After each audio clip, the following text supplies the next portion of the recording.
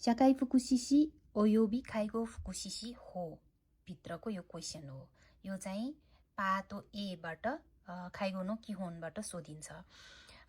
यो शाकाई फुकुशिशी ओयोबी खाइगो फुकुशिशी हो भनेको चाहिँ शाकाई फुकुशिशी अथवा चाहिँ यो खाइगो फुकुशिशीहरूको चाहिँ बारेमा हैन डेफिनेसन कानुन लेखेको छ। कानुनमा चाहिँ उनीहरूको डेफिनेसन र के गर्छ, उनीहरूले चाहिँ के गर्नुपर्छ, उनीहरूको गिम ड्युटी एन्ड अब्लिगेसन भनेर हैन लेखेको छ र त्यसको चाहिँ यदि गरिएन भने सजाय हैन बासचोकु भन्ने पनि लेखिएको छ।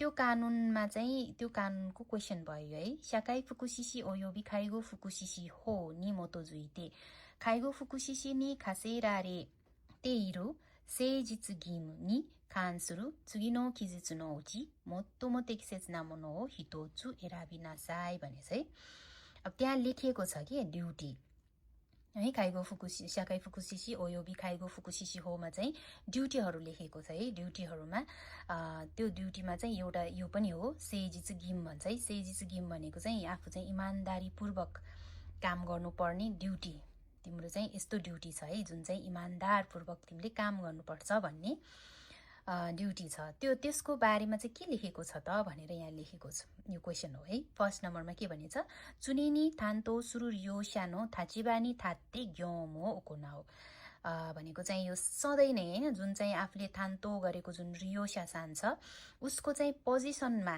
आफू बसेर हैन त्यो व्यक्तिलाई चाहिँ यदि म भएको भए त्यो ठाउँमा म भएको भए चाहिँ मलाई कस्तो हुन्थ्यो होला त भनेर भन्नेलाई चाहिँ यो थाचिबानी थाते भन्छ है। त्यो आफूलाई चाहिँ त्यो व्यक्तिको ठाउँमा आफूलाई राखेर हेर्ने के हैन उसको ठाउँमा म भएको भए मलाई कस्तो फिल हुन्छ त भनेर चाहिँ त्यसरी चाहिँ आफूले काम गर्नुपर्ने हुन्छ रे ग्योमो ओकोनाओ हैन।